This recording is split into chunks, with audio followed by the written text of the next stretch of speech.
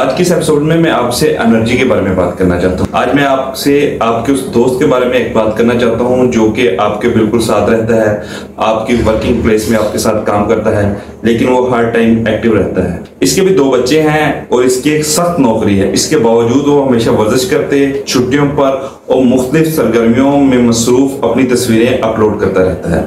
आप सोफे पर बैठे हुए भी थका हुआ महसूस करते हैं, मैं आपको समझ सकता हूँ। और वैसे ही मेरे दोस्त भी मुझसे अक्सर ये पूछते हैं कि मेरे पास इतनी ज्यादा एनर्जी कैसे होती है। तो मैं आज आपके साथ अपने तमाम राज शेयर करने जा रहा हूँ। इस अहम मौजू को समझने के लिए हमें आपकी बॉडी के अंदर मौजूद माइटोकॉन्ड्रिया के बारे में बात करनी होगी। आपके माइटोकॉन्ड्रिया छोटे छोटे कारखाने हैं जो आपके खुलियात के अंदर रहते हैं, आपके सेल्स के अंदर मौजूद है। आपको जिस्म में इनकी तादाद लाखों में और इनका काम बहुत सादा है, आपके खाने को तवानाई में तब्दील करना। खासतौर पर आपके माइटोकॉन्ड्रिया आपके खाने में मौजूद ग्लूकोज को तवानाई में तब्दील करते हैं। अगर ये अच्छे तरीके से काम करते हैं तो ये सब कुछ ठीक होता है।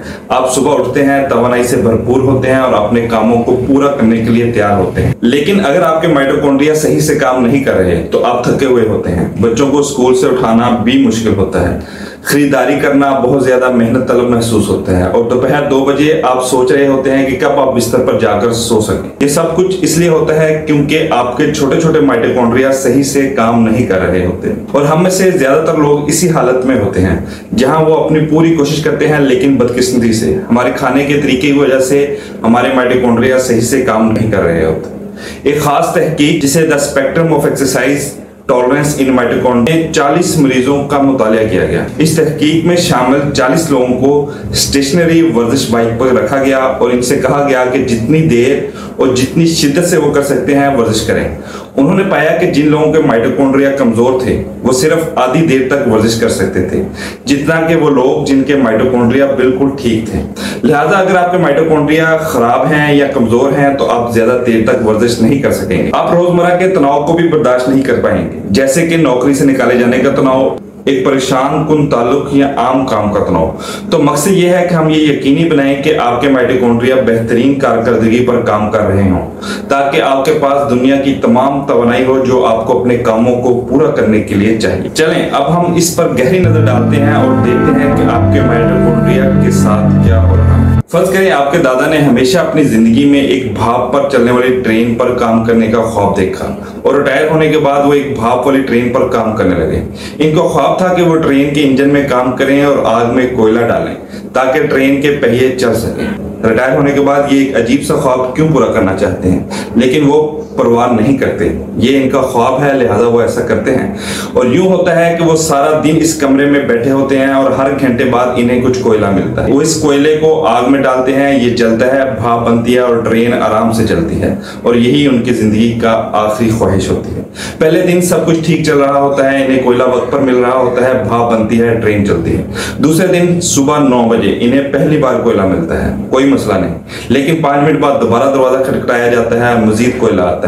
तो वो ये सोचते हैं कि अभी जरूरत नहीं है, मैं इसे अपने पास रख लेता हूं और बाद में इस्तेमाल करूंगा। फिर 2 मिनट बाद मजीद कोयला आता है। वो हर मिनट बाद कोयला आता रहता है। वो इसे जला नहीं पाते, ट्रेन को इतना कोयला नहीं चाहिए। कोयला इनके कमरे में इतना जमा हो जाता है कि वो इसे जला नहीं पाते। आग बंद हो जाती है, भाप बंद हो जाती है और ट्रेन रुक जाती है। अब ये अजीब कहानी मैं आपको क्यों सुना रहा हूं? इसलिए कि आपके माइटोकॉन्ड्रिया भी कुछ ऐसे ही काम करते हैं। आपके माइटोकॉन्ड्रिया आपके दादा की तरह हैं। वो पसंद करते हैं कि इन्हें रोजाना एक खास मिकदार में ग्लूकोज मिले जिसे वो तवानाई में बदल सकें। लेकिन अगर आपके माइटोकॉन्ड्रिया को बहुत जल्दी ज्यादा ग्लूकोज मिल जाए तो वो परेशान हो जाते हैं, हड़ताल पर चले जाते हैं। वो ग्लूकोज को मौसर तरीके से जला नहीं पाते और आप थकावट महसूस करते हैं। लिहाजा कब हम अपने जिस्म को बहुत ज्यादा ग्लूकोज देते हैं? अगर आपको सुबह उठते ही थकावट महसूस होती है तो हल ये नहीं है कि आप ज्यादा से ज्यादा शक्कर या कार्बोहाइड्रेट खाएं। आप शायद सोचेंगे कि मीठा खाना आपको ज्यादा तवानाई देगा, क्योंकि मीठा दिमाग में डोपामीन खारिज करता है जो हमें खुशी देता है, ना कि तवानाई।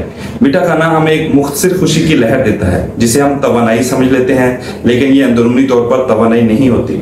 आपके माइटोकॉन्ड्रिया की सतह पर जब हम शक्कर और कार्बोहाइड्रेट्स खाते हैं तो तवानाई पैदा करने की सलाहियत मुतासर होती है, क्योंकि इन्हें बहुत ज्यादा ग्लूकोज मिल रहा होता है जो कि वो जल्दी हजम नहीं कर सकते। हमें क्या करना चाहिए? हमें ग्लूकोज को एक मुस्तहकम रफ्तार पर फराहम करना चाहिए ताकि वो इसे सही तरीके से जला सकें और हम थकावट महसूस ना करें। अगर हम मेरे बताए गए खाने के तरीके को हमेशा नहीं अपना सकते और आप कार्बोहाइड्रेट्स खाना चाहते हैं जो आपको पसंद है बगैर ग्लूकोज की अचानक बढ़ोतरी के, तो मैंने 4 मॉलिक्यूल्स की निशानदेही की है जो अगर आप एक कैप्सूल में मिलाकर अगर इकट्ठा खा लेते हैं तो वो आपके जिस्म में ग्लूकोज के बढ़ने को 40% तक कम कर सकते हैं। ये मॉलिक्यूल्स हैं मलबरी लीफ, नींबू के छिलके का अर्क, दालचीनी, सब्ज सब्जियों से मिलने वाली एंटीऑक्सीडेंट्स। चारों चीजें मिलाकर कैप्सूल बना लें और रोजाना 2 कैप्सूल जब भी आप कोई पसंदीदा कार्बोहाइड्रेट्स खाना चाहते हैं तो उससे पहले ये खा लें। ये आपकी बॉडी में ग्लूकोज की यकदम बढ़ोतरी को 40% तक कम कर रहे हैं। वापस अपने टॉपिक की तरफ आते हैं। सबसे पहली जगह जिसको आप देखने की जरूरत है वो है आपका खाना। मैंने पिछले कुछ अरसे में अपनी तहकीक से कुछ बुनियादी असूल तैयार किए हैं, जिनमें से कुछ 2 असूल ये हैं जो कि आपको मदद करेंगे कार्बोहाइड्रेट्स को खाने में बगैर ग्लूकोज की अचानक बढ़ोतरी के, ताकि हमारे माइटोकॉन्ड्रिया सेहतमंद रहें और हम मुस्तहकम तवानाई हासिल कर सकें। पहला और सबसे अहम असूल मुस्तहकम तवानाई के लिए नाश्ता है। जब हम मीठा खाते हैं हमें डोपामीन की लहर मिलती है जो खुशी देती है, ना कि तवानाई। पहला और सबसे अहम असूल मुस्तहकम तवानाई के लिए नाश्ता है। जब हम मीठा खाते हैं हमें डोपामीन की लहर मिलती है जो खुशी देती है, ना कि तवानाई। सही तवानाई हासिल करने के नाश्ते में मीठे की बजाय नमकीन नाश्ता करना चाहिए जो प्रोटीन पर मबनी हो। दूसरा असूल यह है कि जब आप मीठा खाना चाहते हैं तो कभी भी खाली पेट मीठा ना खाएं, हमेशा खाने के बाद खाएं ताकि शक्कर तेजी से खून में ना जाए। आज के लिए इतना ही काफी है। उम्मीद है कि आपको इस बात का अंदाजा हो गया होगा कि आप हर टाइम थका थका क्यों महसूस करते हैं, जबकि आपके साथ ही आपके रूटीन में जो दूसरे लोग हैं, जो आपके दोस्त हैं, वो इतने एक्टिव क्यों हैं। असल वजह है आपके माइटोकॉन्ड्रिया, उनका सही से काम न करना। उम्मीद है इस वीडियो से आपने कुछ ना कुछ जरूर सीखा होगा। अपना बहुत बहुत ख्याल रखिएगा और हमारे इस चैनल का भी शुक्रिया। अल्लाह।